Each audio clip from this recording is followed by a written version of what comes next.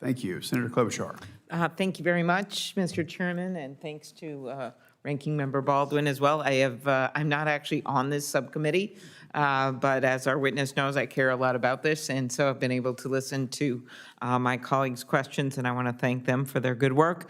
AI, we all know, huge potential, but also huge downside if we don't get this right. And I think David Brooks put it well when he said, "I have found it incredibly hard to write about AI because it is literally unknowable whether this technology is leading us to heaven or hell." So if we want to lead us to heaven, I think we're going to have to find some guardrails and the like to protect us from fraud, to protect content creation and our democracy. So first off, appreciated working with the administration on the Take It Down Act. My bill with Senator Cruz to enable victims of non-consensual porn, including those generated by AI, to require the social media platforms to remove it within 48 hours. But there is many more problems, as you know, as I just experienced and wrote about it in a piece in the New York Times with AI deepfake on me that many people, believe it or not, thought was real. And one platform took it down, one platform put created by AI on it, and then one platform, X, would not do anything. Got over 1 million views. So the No Fakes Act that Senators Kuhn, Blackburn, and Tillis and I have introduced would establish additional rules of the road. And do you agree that we should protect people from having their likeness replicated through AI, take down unauthorized deepfakes? To me, it's some regime where within the realm of the Constitution where some of it is labeling, just digitally altered because it's parody and you're not allowed to take it down. But then some of the stuff which you would in a minute take down if someone played a video in this room or put up a sign, you should take down. So could you talk about that? Yeah, I think that I directionally generally agree with you. I think it's something that that we should certainly look at, both the executive branch and the legislative branch. I think that the Take It Down Act is a great example of something that we know is on one side of the line that certainly should become law when it did.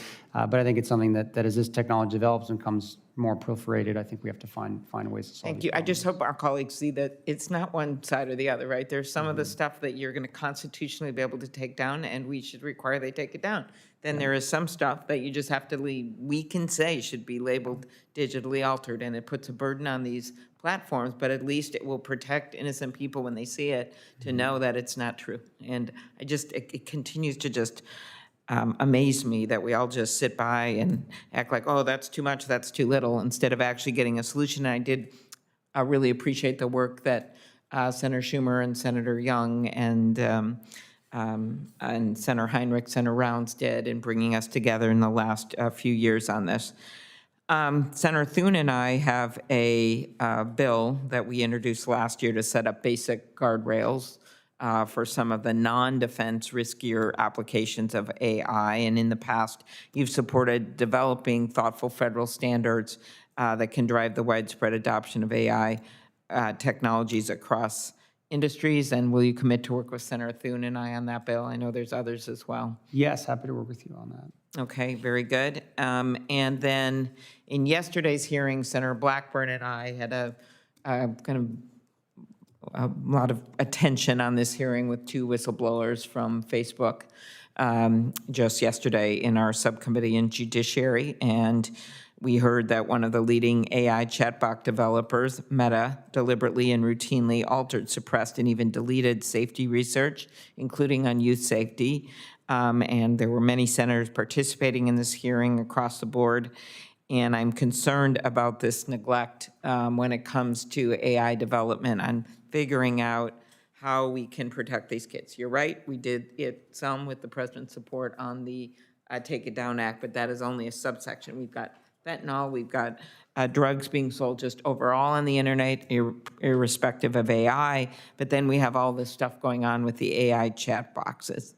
And could you talk about your commitment to work with us on addressing the harms caused by AI chat boxes?